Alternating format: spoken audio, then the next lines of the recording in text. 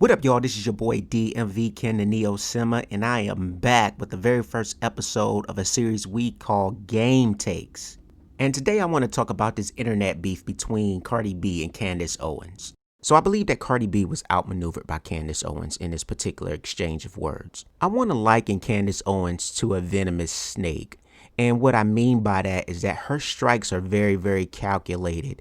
It's very, very well thought out. I want to first acknowledge that Candace Owens is a very, very smart, intelligent woman. She's very, very calculated. And her strike on Cardi B was a strategic one. So we can see clearly that Candace Owens doesn't think that Cardi has a high IQ or that she's very intelligent, which I do find funny because in order to achieve the amount of success that Cardi has achieved, you have to have intelligence. And just because someone is not intelligent in your realm of expertise doesn't mean that they're not intelligent. But that's another conversation for another day. So Candace's attack on Cardi B was not solely because Cardi B endorsed Joe Biden. That was just used as a weapon in order to trap Cardi into responding. Candace wanted to use or leverage Cardi's fan base in order to promote herself in her new book, Blackout. So when Candace decided to go after Cardi, Cardi had the #1 song in the United States and the UK.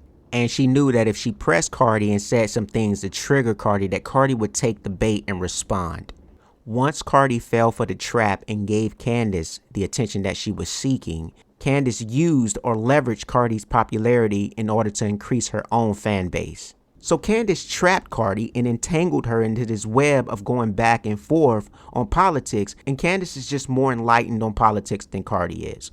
So once Cardi responded, Candace was able to leverage that to increase her own fan base and promote her book. And since the back and forth with Cardi started, Candace's book has now jumped to #3 on the New York Times bestseller list. So Candace knew that Cardi would be an easy target for her, and so she struck methodically. Here's what I have to say to Cardi. I believe Candace was right in the sense that political figures do see you as a character, one easy to use in order to push their own self-interest. And Joe Biden did the same thing that Candace just did to you. He used your popularity and leveraged your fan base for his own self-interest. So I say this with no intention to disrespect Cardi in any way.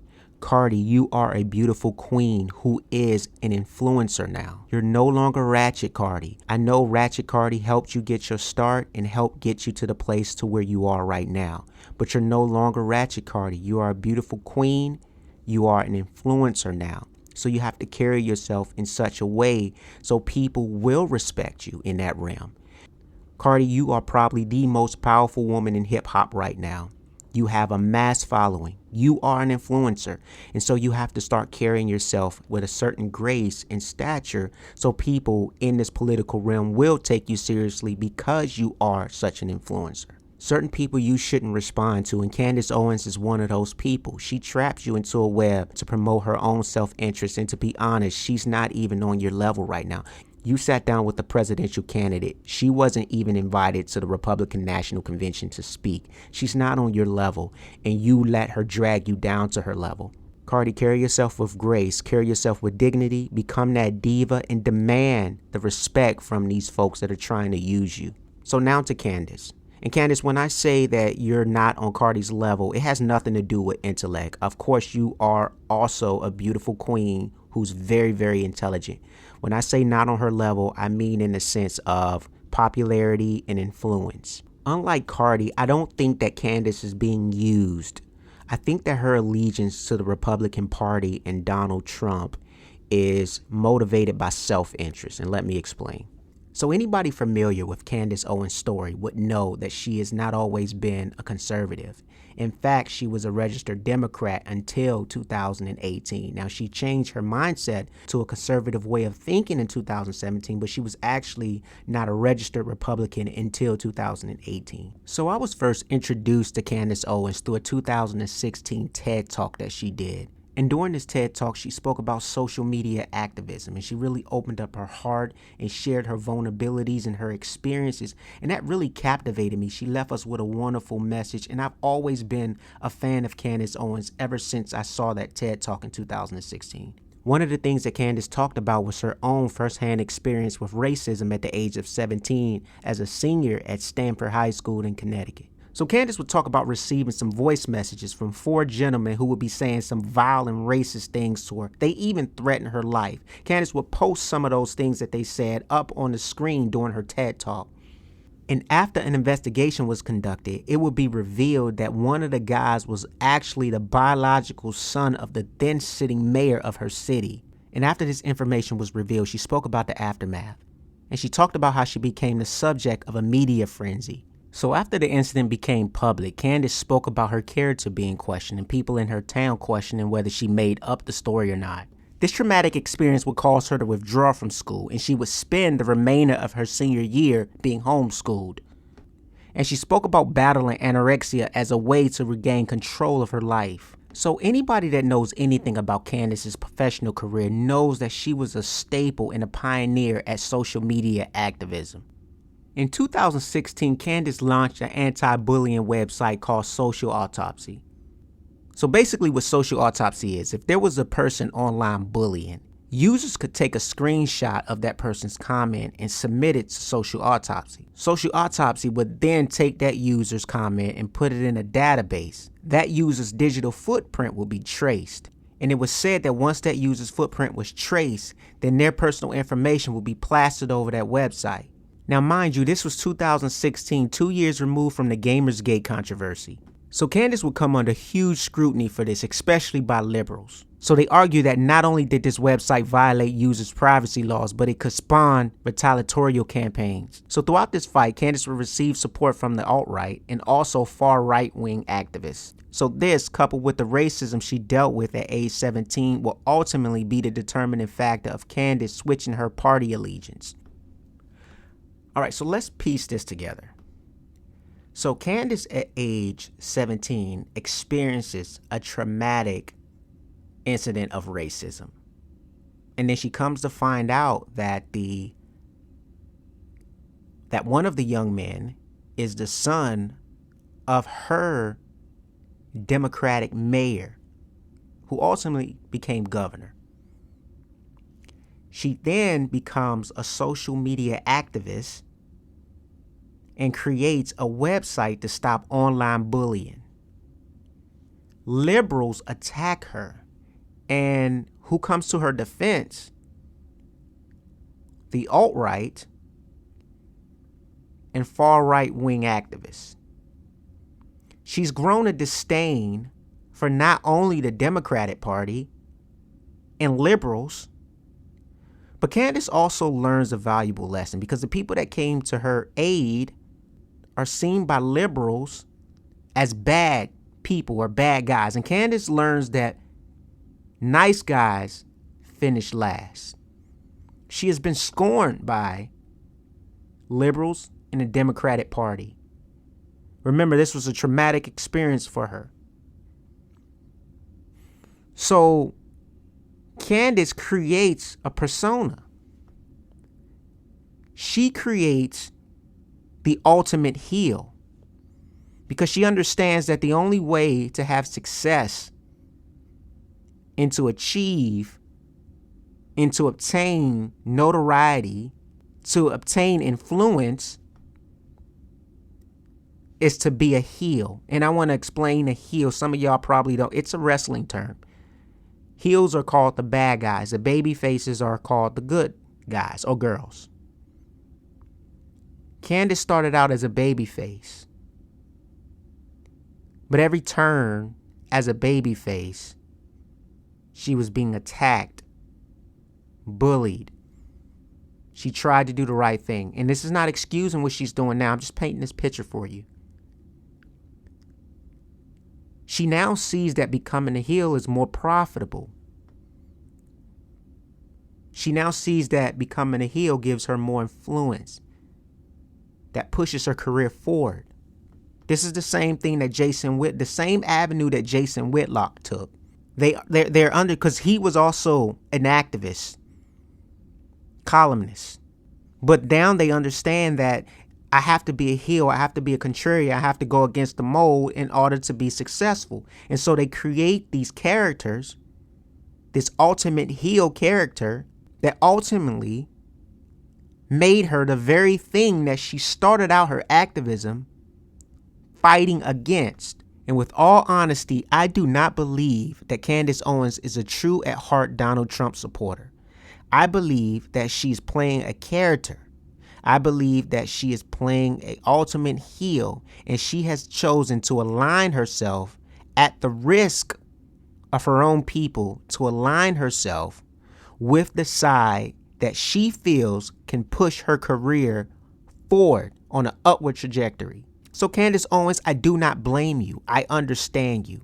And I believe that I understand why you aligned yourself with the Republican Party and conservatives. And even if you were doing it with a pure heart, I would not blame you. Our ancestors fought for us to have the freedom to vote and choose whatever party we want to affiliate ourselves with. And I do not think that you should be attacked, nor do I condone you being bullied for choosing to affiliate yourself with conservative Republicans. But there is one thing that you are doing right now, Candace, that is absolutely unforgivable in our community. And in your pursuit of notoriety and influence, you are using your platform to do something that is putting black folks in danger on a daily basis. And I'll tell you, Candace, here's my biggest problem with Candace Owens. She doesn't see black people as actual people. She sees us as numbers or statistics.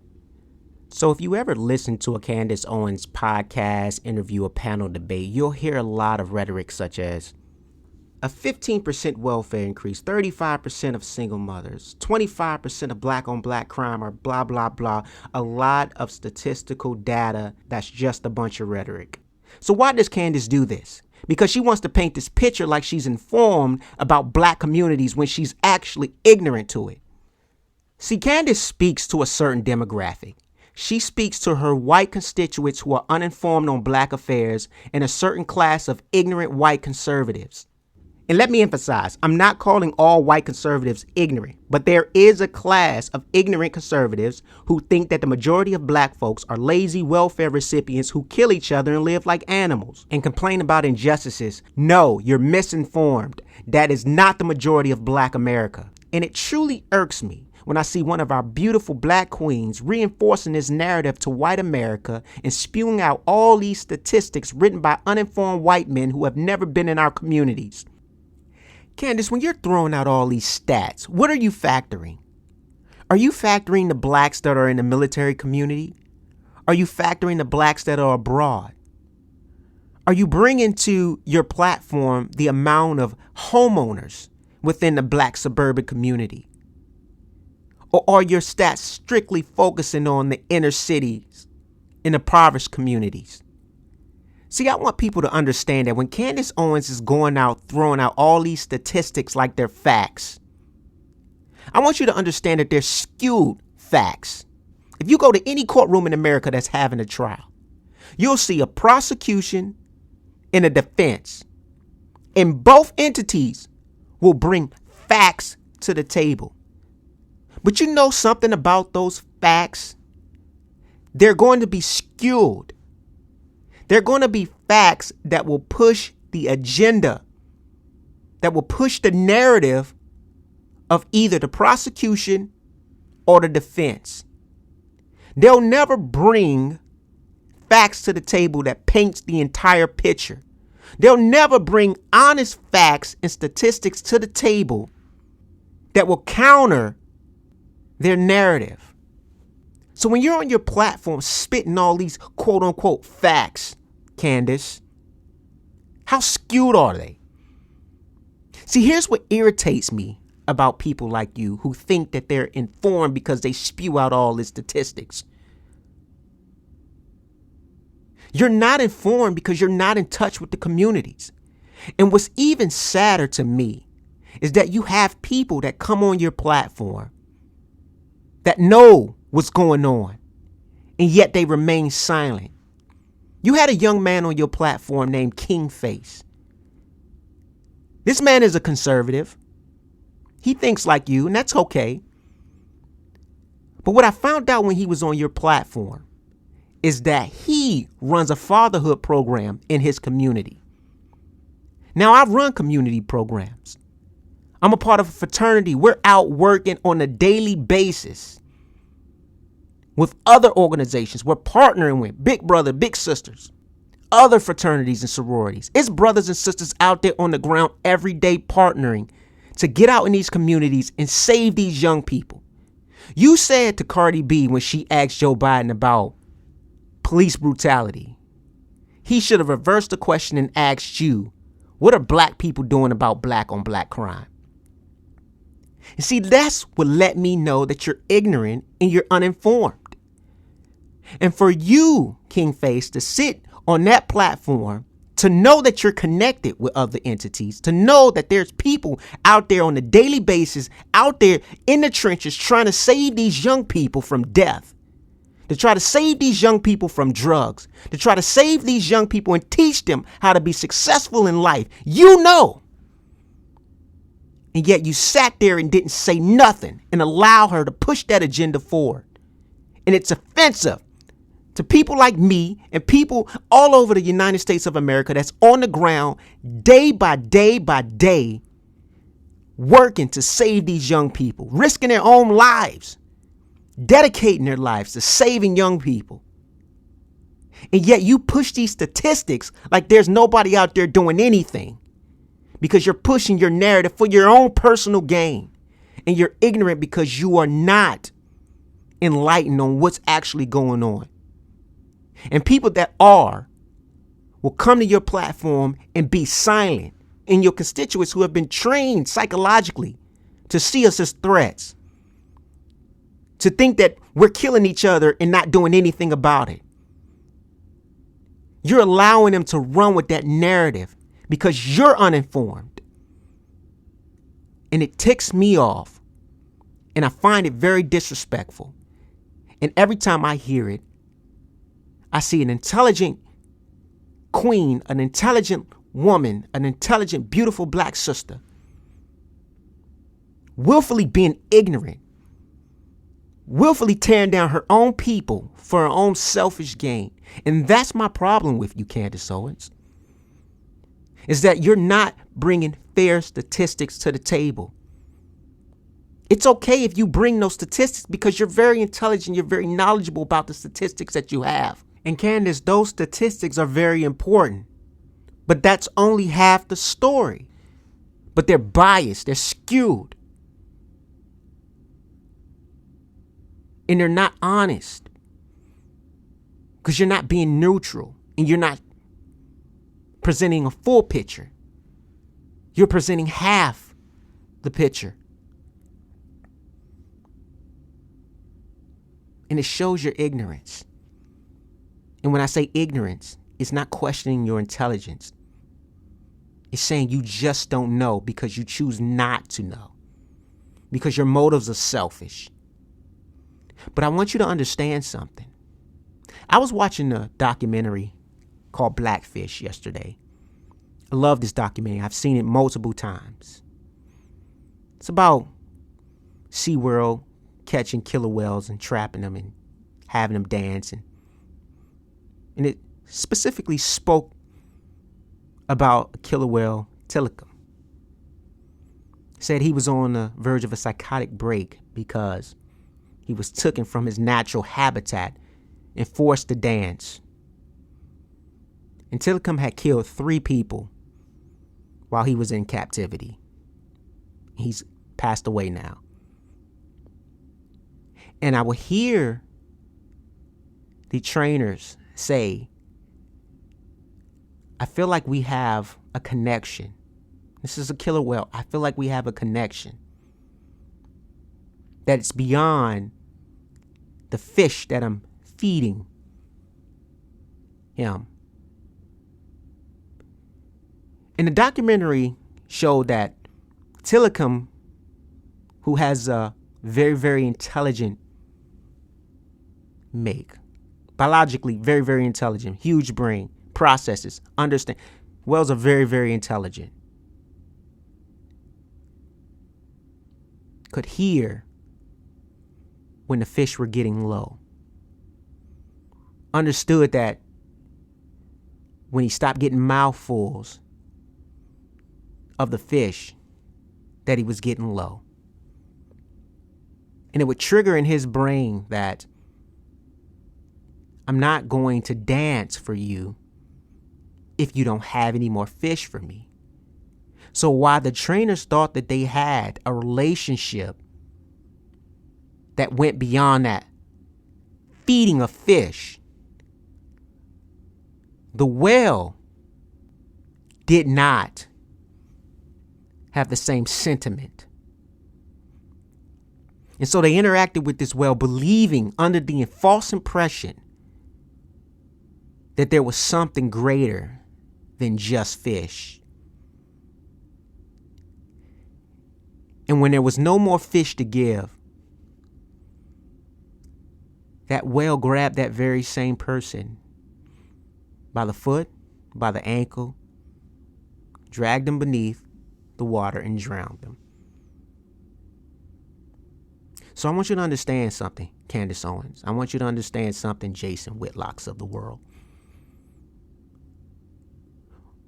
While you're burying your own people, while you're being the mouthpiece for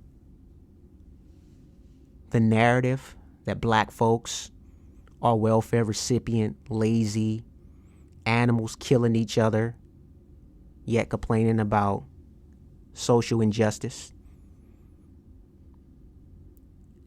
When the fish is gone, when you're no longer valuable as a mouthpiece, when you have nothing left to contribute, when the bucket is empty, this story has been written time and time again, over and over again. And you think that this relationship that you have with these folks that think that blacks are lazy welfare recipients, animals that's killing each other, yet complaining about social injustice. When that bucket is empty and you can no longer provide fish to this well, be mindful that you're not in striking distance, because that well will grab your feet, pull you under, drown you, and discard you, because you had this false sense of security. You had this false sense of a relationship that's not beyond fish. I want you to understand that well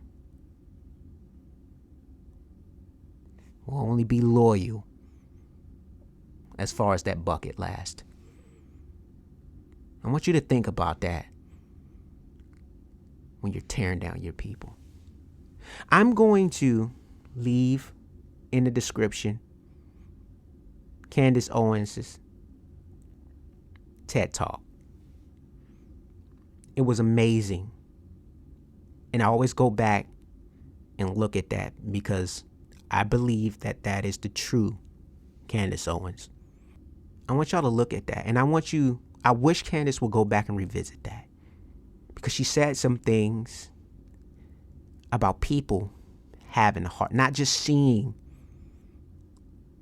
somebody as a click on the keyboard, but knowing that there's a person behind those words. There's a person behind that keyboard. There's a person behind that typing that has feelings.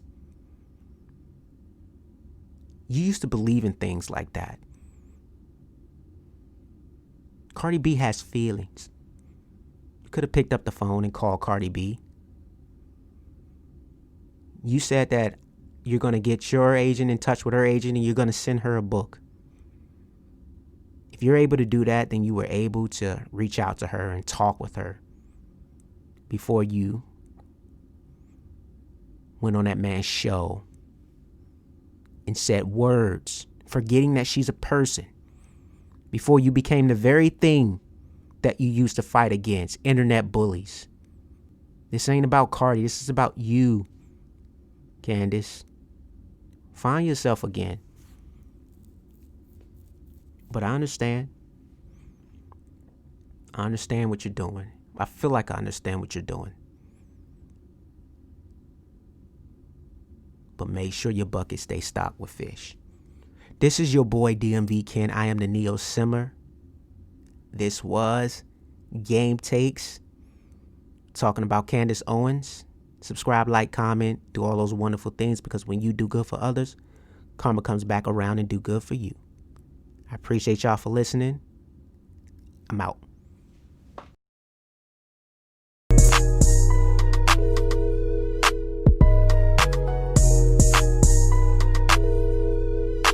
Flawless victory.